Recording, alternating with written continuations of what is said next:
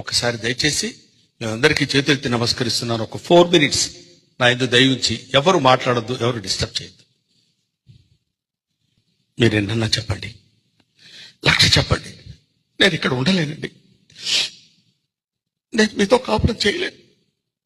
మీ నాన్నగారి పద్ధతి అస్సలు బాగలేదు. ఎన్ని కష్టపెడుతున్నారు, ఎలాంటి మాట్లాడుతున్నారు, ఎంత బాధ పెడుతున్నారో ఎవరికి చెప్పండి. వద్దు, నేను నా బిడ్డ వాళ్ళ నుంచి వెళ్ళిపోతామండి.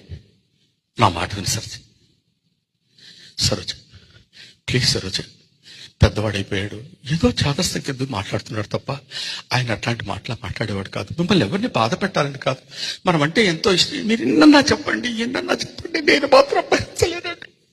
నేను వెళ్ళిపోతాను, నా బిడ్డను తీసుకుని నేను వెళ్ళిపోతాను. సరోజ, ప్లీజ్ సరోజ, నేను చెప్పేది విను, నా మాట విను Saroja.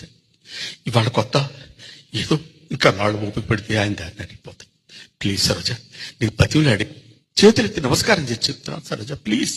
No no no no no నాన్న, ఆ ముసలాన్ని పంపించే నాన్న, చచ్చిపోతున్నాను, వాడు నన్ను చాలా ఇబ్బంది పెడుతున్నాడు నాన్న. రైట్, ఏంటి బాగుతున్నావు, వాడు వీడు అంటున్నావు స్టూపిడ్. లేదండి, నేను వెళ్ళిపోతాను. వద్దు సరోజ,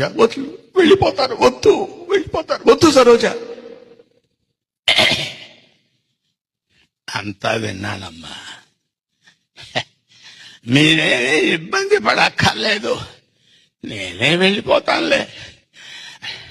నాన్న నువ్వు, అవునరా, అంతా విన్నాను నాన్న. నేను ఇవాళ కాకపోతే రేపైనా పోవలసిన వాడిని.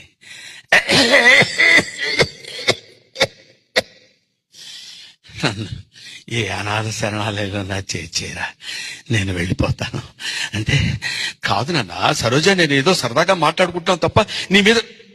ఒరే, మేము సాయం సంచలం, మీరు ఉదయ సంచలం. వద్దు నాన్న, నా మాట విను.